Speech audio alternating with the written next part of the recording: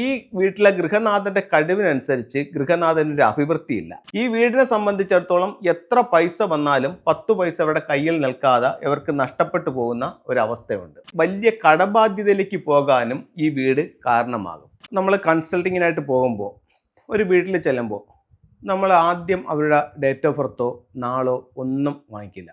ഫംഗ്ഷനിൽ നാളിൻ്റെ ഒരു കണക്കില്ല, എന്നിരുന്നാൽ പോലും ഡേറ്റ് ഓഫ് ബർത്ത് നമ്മൾ ഉപയോഗിക്കുന്നുണ്ട്, പല ആവശ്യങ്ങൾക്കും ഫംഗ്ഷയുടെ ഇതിനു വേണ്ടിയിട്ട് ഉപയോഗിക്കുന്നുണ്ട്. പക്ഷേ ഒരു വീടിൻ്റെ പ്രശ്നം എന്താണെന്ന് പറയാനോ അതിൻ്റെ പരിഹാരം പറഞ്ഞു കൊടുക്കാനോ നമുക്ക് ഒരുപക്ഷെ ഡേറ്റ് ഓഫ് ബർത്തിൻ്റെയോ നാളിൻ്റെയോ ആവശ്യമില്ലാതെ തന്നെ ചെയ്യാൻ പറ്റും. അതായത് ഇപ്പോൾ ചിലർക്ക് അവിടെ കറക്റ്റായിട്ടുള്ള ഡേറ്റ് ഓഫ് ബർത്ത് അറിയത്തില്ല, എന്നിരുന്നാൽ പോലും അവിടെ പ്രശ്നം പറയാനും പരിഹാരം പറഞ്ഞു കൊടുക്കാനും ചൈനീസ് വാസ്തുകലയായ ഫംഗ്ഷു പ്രകാരം സാധിക്കും. ഒരു വീട്ടിലേക്ക് ഞാൻ കടന്നു ചെന്നു. ഇതാണ് അവരുടെ വീടിൻ്റെ പ്ലാൻ, ഒരു റഫ് പ്ലാൻ ഞാനിവിടെ വരച്ചിരിക്കുകയാണ്. അപ്പോൾ ഇതിൻ്റെ കാര്യങ്ങൾ ഞാനൊന്ന് പറയാം. ഇത് ഇത്രയും പുറമേ കാണുന്ന ഔട്ട്ലൈൻ ഇവരുടെ മതിൽക്കെട്ടാണെന്ന് കരുതുക. ഇതിൽ മതിൽക്കെട്ടിലേക്ക് കടക്കുമ്പോൾ നോർത്ത് വെസ്റ്റ് കോർണറിലാണ് ഇവരുടെ ഗേറ്റ് നിൽക്കുന്നത്. അവരുടെ പോർച്ച് കൊണ്ടുവച്ചിരിക്കുന്നത് സൗത്ത് വെസ്റ്റ് കോർണറിലാണ്. സിറ്റ് ഔട്ടും സൗത്ത് വെസ്റ്റിലാണ്. ഈ മൂലയിലാണ് മെയിൻ ഡോർ ഇരിക്കുന്നത്.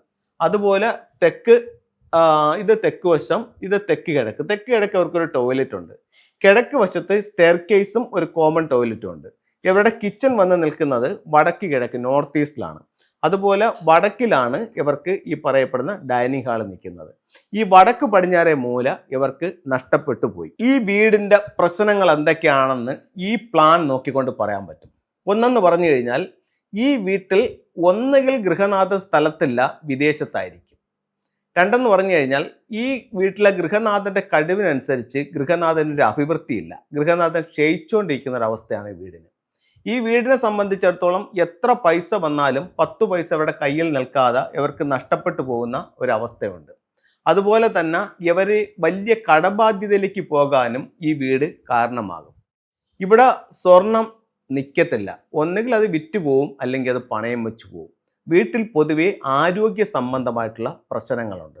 ഇത്രയും കാര്യം ഈ വീടിൻ്റെ പ്ലാൻ നോക്കിക്കൊണ്ട് ഒരു ഫംഗ്ഷി കൺസൾട്ടന്റിന് പറയാനായിട്ട് സാധിക്കും. അപ്പോൾ ഒരു വീടിൻ്റെ പ്രശ്നം പറയുന്നതിന് അവരുടെ ഡേറ്റ് ഓഫ് ബർത്തോ അവരുടെ നാളോ ആവശ്യമില്ല.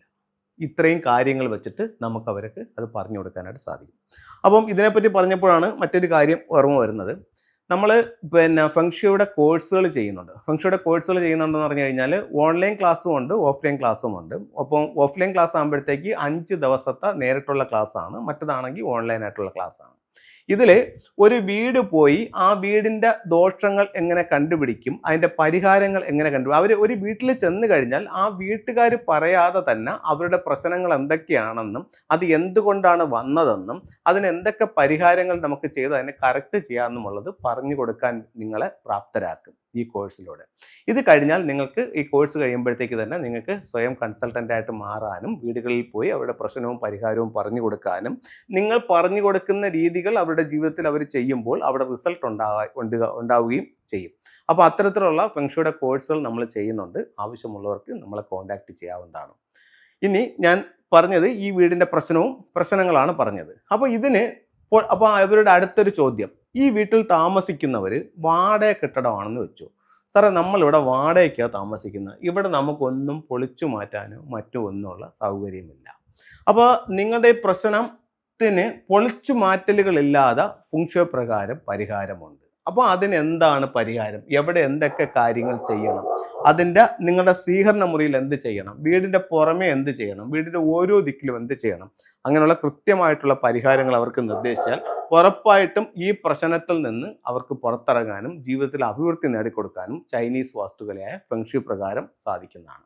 ഇനി ഫെങ്ഷുയിൽ നമുക്ക് പലരുടെയും ധാരണ എന്ന് പറയുന്നത് ഫെങ്ഷു എന്ന് പറയുന്നത് ചില ടൂളുകൾ വെക്കുന്ന ഒരു സയൻസ് ആയിട്ടാണ് പലരും ഫെങ്ഷുയെ കണ്ടിട്ടുള്ളത്. പക്ഷെ അതല്ല, പല കൺസൾട്ടന്റുമാരും അങ്ങനെയാണ് ചെയ്യുന്നത്. ഇപ്പോൾ ഒരു പ്രശ്നം ഉണ്ടെങ്കിൽ അവർ കുറേ ടൂളുകൾ ഉണ്ടെങ്കിൽ വെച്ചുകൊണ്ട് അതിനെ കറക്റ്റ് ചെയ്യുന്നുണ്ട്. പക്ഷേ ആ പ്രശ്നം എന്തുകൊണ്ടാണ് വന്നത്, അവരുടെ ഓരോ വീടിൻ്റെയും ഓരോ ദിക്കിലും വന്നിരിക്കുന്ന ഫ്ലൈങ് സ്റ്റാർ നമ്പറുകൾ ഏതാണ്, അത് അവരെ എങ്ങനെ സ്വാധീനിക്കുന്നു, അവർ ഏത് സ്റ്റാറിൻ്റെ നമ്പറുള്ള സ്ഥലത്താണ് കിടക്കുന്നത്, അവരുടെ എൻട്രൻസ് വന്നിരിക്കുന്ന സ്റ്റാർ ഏതാണ്, ഇതൊക്കെ കൃത്യമായി മനസ്സിലാക്കിയിട്ട് വേണം നമ്മൾ ഈ ടൂളുകൾ ഉപയോഗിക്കാൻ. അല്ലാതെ വെറുതെ ടൂൾ കൊണ്ട് വെച്ച് പ്രയോജനം ഇല്ലാന്ന് ഞാൻ പറയുന്നില്ല, പ്രയോജനം ഉണ്ടാവും. പക്ഷെ അത് എന്നെന്നും സ്റ്റഡി ആയിട്ട് നിൽക്കണമെന്നുണ്ടെങ്കിൽ അതിൻ്റെ ഫ്ലൈയിങ് സ്റ്റാർ കണക്കുകളും കൂടി മനസ്സിലാക്കി വേണ്ട പരിഹാരങ്ങൾ ചെയ്യുമ്പോഴാണ് ആ കറക്റ്റ് റിസൾട്ട് ഉണ്ടാകുന്നത്. ഫെങ്ഷുയുടെ ചില ടൂളുകൾ കാണിച്ചു തരാം.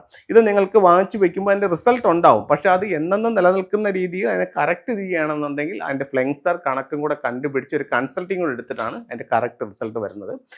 അപ്പോൾ ഫെങ്ഷുയുടെ ചില ടൂളുകൾ ഉപയോഗിക്കും. ഇപ്പം ഇതൊരു ഫ്രോഗ്, ഇതൊരു ഫ്രോഗ് നിങ്ങളുടെ വീട്ടിൽ കൊണ്ട് വെക്കണമെന്നുണ്ടെങ്കിൽ നിങ്ങൾക്ക് ഒരു കൺസൾട്ടൻ്റ് ആവശ്യമോ ഒന്നും വേണ്ട. ഇത്തരത്തിലുള്ളൊരു ഫ്രോഗ് വാങ്ങിച്ചിട്ട് ഏതൊരാൾക്കും അദ്ദേഹത്തിൻ്റെ പ്രധാന വാതിലിൽ നിന്നും വീടിൻ്റെ ഉള്ളിലേക്ക് നോക്കി ഇതിനെ പ്ലേസ് ചെയ്യാവുന്നതാണ്. അതിനൊരു കൺസൾട്ടന്റ് വേണമെന്നില്ല. അപ്പോൾ ഇത്തരങ്ങൾ ചെയ്യുമ്പോൾ നമ്മളിലേക്കുള്ള ഒരു സാമ്പത്തിക അഭിവൃദ്ധി കൂടും ഈ ഒരു ടൂൾ വെക്കുമ്പോൾ.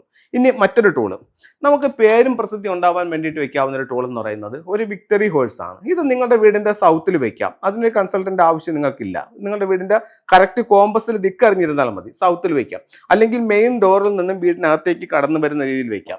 ഇതൊരു അരോന മത്സ്യത്തിന്റെ സ്റ്റാച്ചു ആണ്. ഇത് നിങ്ങളുടെ ലിവിംഗ് റൂമിന്റെ നോർത്തിൽ വെക്കുന്നത് നിങ്ങളുടെ തൊഴിൽ വർദ്ധിപ്പിക്കുമെന്ന് ചൈനീസ് വാസ്തുവിലെ ഫെങ്ഷുയിൽ പറയുന്നു. അതുപോലെ തന്നെ ഇത് എഡ്യൂക്കേഷൻ ടവറാണ്, വിദ്യാഭ്യാസപരമായിട്ട് അഭിവൃദ്ധിക്ക് വേണ്ടിയിട്ട് വയ്ക്കാവുന്നതാണ്. അപ്പോൾ ടൂളുകൾ അതിൻ്റെ റിസൾട്ട് കൊണ്ട് തരും എന്നുള്ള കാര്യത്തിൽ യാതൊരു സംശയവുമില്ല. പക്ഷേ കറക്റ്റ് ഫെങ്ഷു എന്ന് പറയുന്നത് ടൂളുകളുടെ മാത്രം വയ്ക്കുന്ന ഒരു രീതിയല്ല. അതിന് അതിൻ്റെതായിട്ടുള്ള ചില കണക്കുകളും കാര്യങ്ങളുമുണ്ട്. അത് കണ്ടുപിടിച്ച് ആ ഫ്ലൈയിങ് സ്റ്റാർ നമ്പറിങ് കണ്ടുപിടിച്ചതിന് ശേഷമാണ് അത് യഥാർത്ഥത്തിൽ ആ വീടിൻ്റെ പ്രശ്നം എന്താണെന്നുള്ളത് നമ്മൾ മനസ്സിലാക്കുന്നത്. അപ്പോൾ എല്ലാവർക്കും എല്ലാ ഐശ്വര്യങ്ങളും ഉണ്ടാവട്ടെ എന്ന് പ്രാർത്ഥിച്ചുകൊണ്ട് നിർത്തുന്നു. നന്ദി, നമസ്കാരം.